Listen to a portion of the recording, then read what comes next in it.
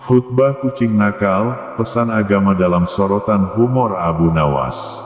Di sebuah kota yang ramai, Abu Nawas diminta untuk memberikan khutbah di masjid. Ketika tiba waktunya, dia naik ke mimbar dengan wajah serius, membuat jemaah merasa tegang. Namun begitu dia mulai berbicara, Abu Nawas malah bercerita tentang seekor kucing yang kecil dan lucu yang selalu mencuri ikan dari pasar. Dengan intonasi yang lucu dan ekspresi wajah yang mengundang tawa, Abu Nawas menggambarkan betapa cerobohnya kucing itu, membuat jemaah terpingkal-pingkal. Sebagian orang mungkin memandangnya dengan serius, tapi sebagian besar jemaah malah terhibur dengan khutbahnya yang unik ini. Abu Nawas berhasil menyampaikan pesan kebaikan dan hikmah dengan cara yang tak terduga namun efektif.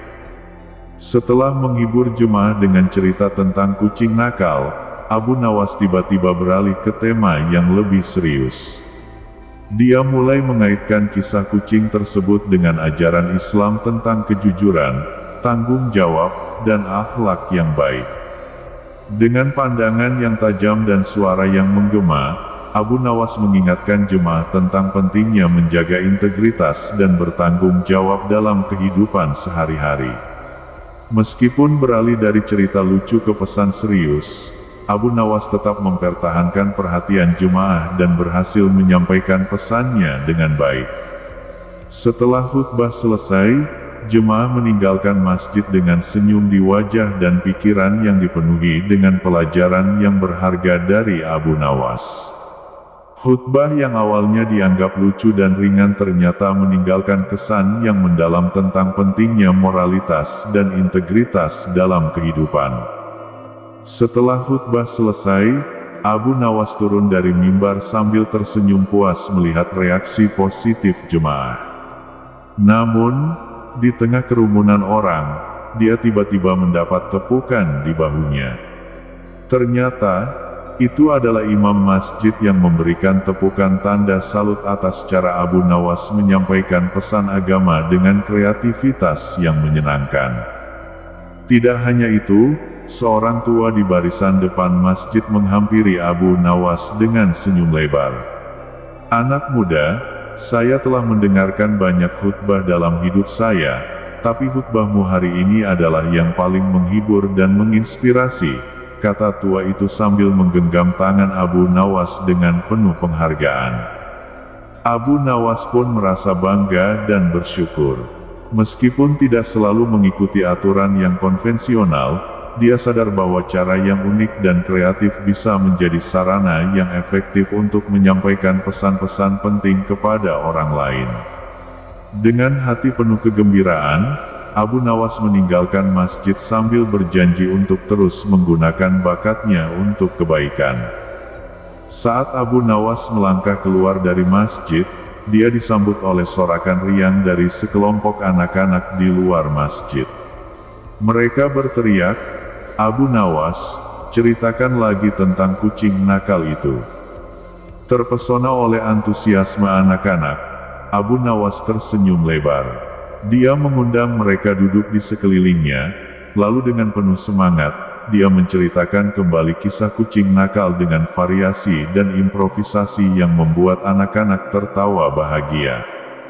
Sambil menghabiskan waktu bersama anak-anak, Abu Nawas menyadari betapa pentingnya menyampaikan pesan agama dengan cara yang dapat dipahami oleh semua kalangan, termasuk anak-anak.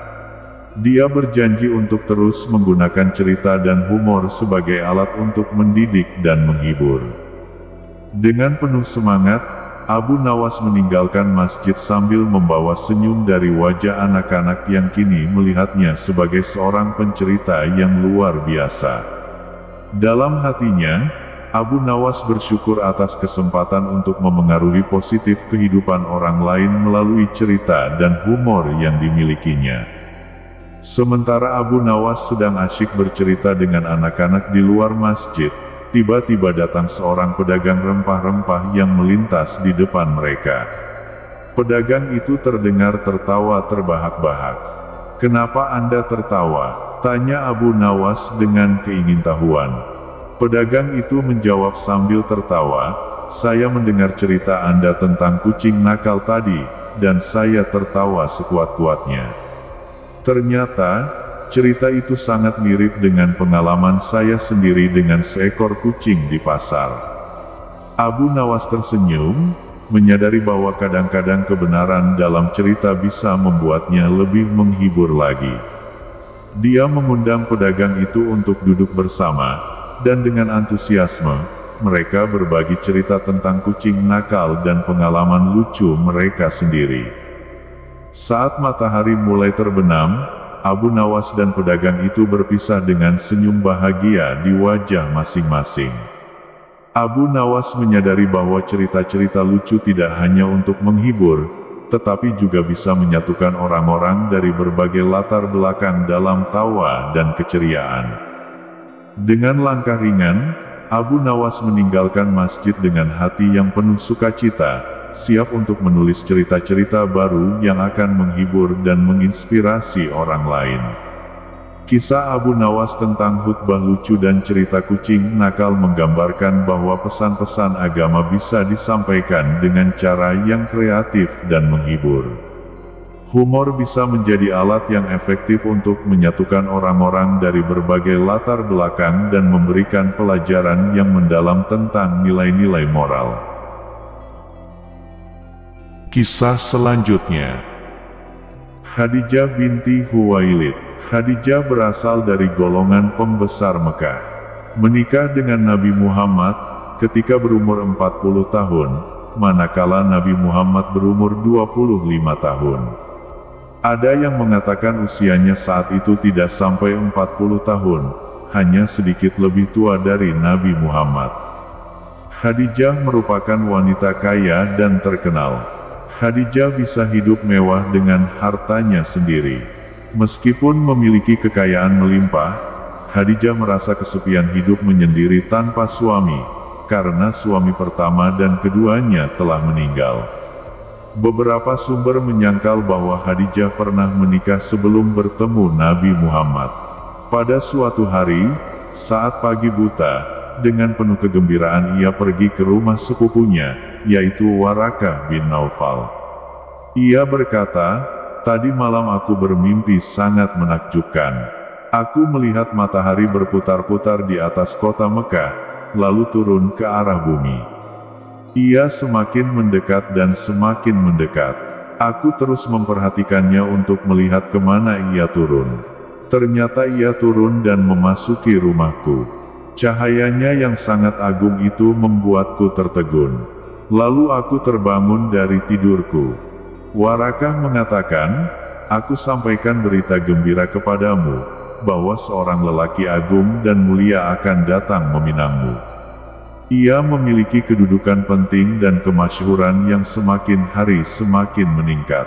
Tak lama kemudian Khadijah ditakdirkan menjadi istri Nabi Muhammad. Ketika Nabi Muhammad masih muda dan dikenal sebagai pemuda yang lurus dan jujur sehingga mendapat julukan Al-Amin, telah diperkenankan untuk ikut menjualkan barang dagangan Khadijah. Hal yang lebih banyak menarik perhatian Khadijah adalah kemuliaan jiwa Nabi Muhammad.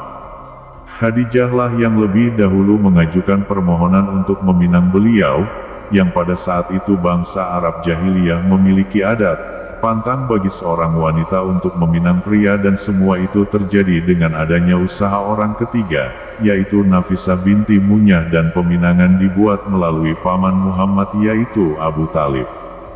Keluarga terdekat Khadijah tidak menyetujui rencana pernikahan ini.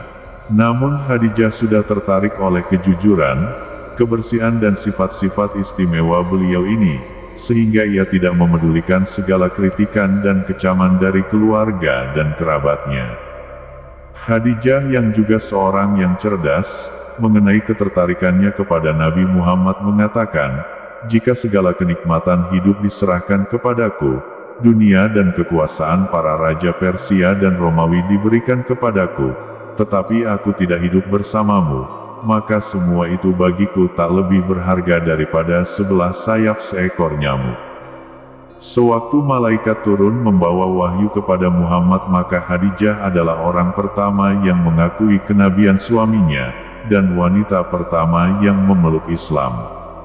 Sepanjang hidupnya bersama Nabi, Khadijah begitu setia menyertainya dalam setiap peristiwa suka dan duka. Setiap kali suaminya ke Gua Hira, ia pasti menyiapkan semua perbekalan dan keperluannya. Seandainya Nabi Muhammad agak lama tidak pulang, Khadijah akan melihat untuk memastikan keselamatan suaminya. Sekiranya Nabi Muhammad khusyuk bermunajat, Khadijah tinggal di rumah dengan sabar sehingga beliau pulang. Apabila suaminya mengadu kesusahan serta berada dalam keadaan gelisah, beliau coba sekuat mungkin untuk menenteramkan dan menghiburkan, sehingga suaminya benar-benar merasa tenang. Setiap ancaman dan penganiayaan dihadapi bersama. Allah mengkaruniakannya 3 orang anak, yaitu Qasim, Abdullah, dan Fatimah. Dalam banyak kegiatan peribadatan Nabi Muhammad, Khadijah pasti bersama dan membantunya, seperti menyediakan air untuk mengambil wudhu. Nabi Muhammad menyebut keistimewaan terpenting Khadijah dalam salah satu sabdanya, "Di saat semua orang mengusir dan menjauhiku, ia beriman kepadaku. Ketika semua orang mendustakan aku, ia meyakini kejujuranku. Sewaktu semua orang menyisihkanku, ia menyerahkan seluruh harta kekayaannya kepadaku." Khadijah telah hidup bersama-sama Nabi Muhammad selama 24 tahun dan wafat dalam usia 64 tahun 6 bulan. Kisah selanjutnya. Kecerdikan Abu Nawas, pelajaran kebijaksanaan dan humor. Di sebuah kota tua di tengah padang pasir, Abu Nawas, si tokoh jenaka penuh kecerdikan, dikenal akan kelihayan dan kebijaksanaannya. Tuan Kadi, seorang yang terhormat dan seringkali keras dalam menjalankan keadilan, sering menjadi sasaran lelucon Abu Nawas. Suatu hari, Tuan Kadi meminta Abu Nawas untuk membawakan air ke rumahnya. Abu Nawas, dengan cekatan, membawa air dalam sebuah keranjang yang dilapisi dengan daun pisang. Tidak butuh waktu lama bagi Tuan Kadi untuk menyadari bahwa air itu telah tumpah semua di perjalanan. Tuan Kadi marah besar dan memperingatkan Abu Nawas bahwa dia harus membayar ganti rugi. Namun, Abu Nawas dengan santainya menjawab bahwa dia akan membayar ganti rugi sesuai dengan jumlah air yang berhasil dibawa pulang. Ketika Tuan Kadi bertanya bagaimana caranya mengukurnya, Abu Nawas dengan licik menjawab, "Sangat mudah, Tuan. Saya akan membayar dengan mengukur berapa banyak air yang tersisa dalam sumur saat saya kembali." Tuan Kadi tidak bisa berbuat apa-apa selain tertawa terbahak-bahak atas kecerdikan Abu Nawas. Dengan demikian, Abu Nawas membalas perlakuan Tuan Kadi dengan kebijaksanaan yang membuatnya terkenal di seluruh kota. Tuan Kadi, yang sebelumnya marah, akhirnya tak bisa menahan tawa. Dia mengakui kecerdikan Abu Nawas dan bahkan memuji kecerdikannya. Tindakan Abu Nawas membuat suasana menjadi lebih ringan dan menyenangkan di kota itu. Tuan Kadi pun belajar untuk tidak terlalu serius dan membawa diri dengan lebih santai. Sejak saat itu, hubungan antara Abu Nawas dan Tuan Kadi menjadi lebih akrab. Mereka sering kali bertukar lelucon dan cerita, menciptakan ikatan persahabatan yang kuat di antara mereka. Dengan kecerdikan dan kebijaksanaannya, Abu Nawas selalu berhasil membalas perlakuan Tuan Kadi dengan cara yang menghibur dan menginspirasi semua orang di sekitarnya. Namun, kecerdikan Abu Nawas tak pernah berhenti. Beberapa hari kemudian, ketika Tuan Kadi sedang menyelenggarakan majelis penting di pengadilan, Abu Nawas menghadirkan seekor kambing yang dikendarainya sambil berjalan-jalan di sekitar pengadilan. Tuan Kadi merasa terganggu dengan kehadiran kambing di tengah majelis, meminta Abu Nawas untuk segera mengusir hewan itu. Tanpa ragu, Abu Nawas menanggapi, "Tentu saja, Tuan. Saya akan segera mengusirnya, tapi saya harus memperingatkan Anda bahwa saya membawa kambing ini ke pengadilan untuk menggantikan Anda jika Anda terlalu sibuk."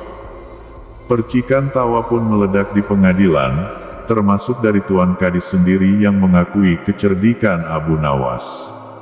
Dari situlah, hubungan persahabatan mereka semakin kuat, dan cerita tentang kejenakaan Abu Nawas terus menjadi perbincangan di seluruh kota. Setelah kejadian itu, Abu Nawas menjadi semakin dihormati di kota tersebut. Tindakannya yang cerdik tidak hanya menghibur, tetapi juga memberikan pelajaran berharga tentang kebijaksanaan dan kemampuan untuk menemukan humor dalam situasi apapun. Tuan Kadi, meskipun merupakan tokoh yang serius dalam menjalankan tugasnya, belajar untuk lebih fleksibel dan terbuka terhadap sudut pandang lain. Dia menyadari bahwa kecerdikan Abu Nawas bisa menjadi sumber kebijaksanaan yang berharga, bahkan dalam keputusan-keputusan yang sulit. Seiring waktu, Abu Nawas dan Tuan Kadi menjadi mitra dalam memecahkan masalah-masalah kota. Dengan kombinasi kecerdikan dan keadilan mereka menjadi kekuatan yang tak terkalahkan. Kisah persahabatan mereka menjadi legenda di kota tersebut, menginspirasi generasi-generasi berikutnya untuk selalu mencari kebijaksanaan dan humor dalam kehidupan sehari-hari. Kisah ini menggambarkan pentingnya kecerdikan, humor, dan kebijaksanaan dalam menghadapi tantangan hidup. Abu Nawas, dengan caranya yang cerdik, mampu mengubah situasi yang tegang menjadi sesuatu yang menghibur dan memberikan pelajaran berharga.